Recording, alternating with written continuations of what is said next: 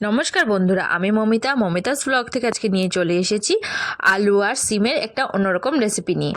এটার জন্য আমি দুটো আলুকে ভালো করে ধুয়ে লম্বা লম্বা করে কেটে নিয়েছি। আর সিমকে আমি একটা সিমকে 2-3 ফালি করে রেখে দিয়েছি। এই রেসিপি বানানোর জন্য আমার একটা মশলার দরকার আছে। মশলাটা আমি আগে থেকে বানিয়ে নিচ্ছি। কালো জিরা আমি আগে থেকে ভিজিয়ে রেখেছিলাম, কালো জিরাটুকু দিয়ে দিলাম মিক্সারে। আর দিয়ে দেবো বেশ খানিকটা রসুন আর 2 থেকে 3 টুকরা আদা। আর দিয়ে দেবো 2টা শুকনো লঙ্কা, দিয়ে সামান্য একটু জল দিয়ে একটা পেস্ট বানিয়ে রেখে দেবো। কড়াইতে তেল গরম বসিয়ে দিয়েছি। তেল গরম হয়ে গেলে একটা পেঁয়াজকে কুচিয়ে দিয়ে দেবো।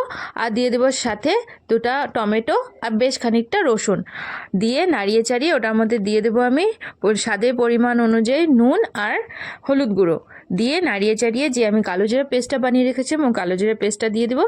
নাড়িয়ে চাড়িয়ে ঢাকা দিয়ে দেবো যাতে মশলাটা ভালো করে কষে তেল ছেড়ে দেয়। কিছুক্ষণ পর ঢাকা তুলে যখন মশলাটা কষে তেল ছেড়ে দেবে তখন আলু সিমটা যে কেটে রেখেছিলাম ওটা দিয়ে দেবো। দিয়ে নাড়িয়ে চাড়িয়ে আবার একটু ঢাকা দিয়ে দেবো যাতে মশলার সাথে আলু আর সিমটা ভালো করে মিক্সড হয়ে যায়।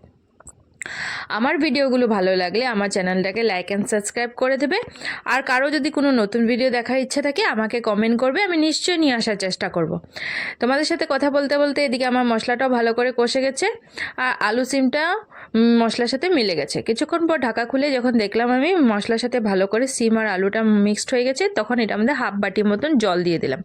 এটা আমাদের এক্সট্রা কোনো জলের দরকার নেই, এটা সামান্য একটু জলেই হয়ে যাবে। আর পুরো তরকারিটা বানানোর জন্য এই হাফ বাটি জলেই যথেষ্ট। জল দিয়ে ভালো করে আলু সিমের সাথে নাড়িয়ে চাড়িয়ে মিক্স করে দেবো জলটাকে, তারপরে আবার ঢাকা দিয়ে দেবো যাতে এই জলে আলু আর সিমটা ভালো করে সিদ্ধ হয়ে যায়। কিছুক্ষণ পর ঢাকা খুলে যখন আলু সিমটা ভালো করে সফট হয়ে যাবে, মশলা থেকে আবার সামান্য একটু তেল ছেড়ে দেবে, তখন নাড়িয়ে চাড়িয়ে নিলেই বাস রেডি হয়ে গেল আমাদের কালো জিরে দিয়ে আলু সিমের রেসিপি। ঢাকা খুলে তখন এটার মধ্যে দিয়ে দেবো সামান্য একটু স্বাদের জন্য চিনি, আর দিয়ে দেবে স্প্রিং অনিয়ন, আর দিয়ে দেবো ধনে পাতা। দিয়ে নাড়িয়ে চাড়িয়ে নিলে রেডি আমাদের কালো জিরে দিয়ে আলু সিমের অন্যরকম একটা রেসিপি, যেটা গরম গরম ভাতের সাথে খেতে খুব দারুণ লাগবে। আমার এই রেসিপিটা ভালো লাগলে তোমরা নিশ্চয়ই বানিয়ে খেয়ে আমাকে কমেন্ট করে জানাবে কার কেমন লেগেছে। আর তোমরা ভাবতে পারো কালো জিরের জন্য যা তেতো লাগবে, একটা তেতো লাগেনি, বিশ্বাস করো।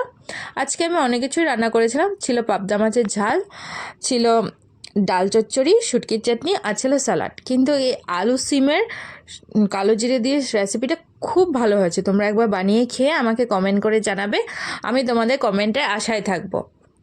আজকের জন্য বাই বাই।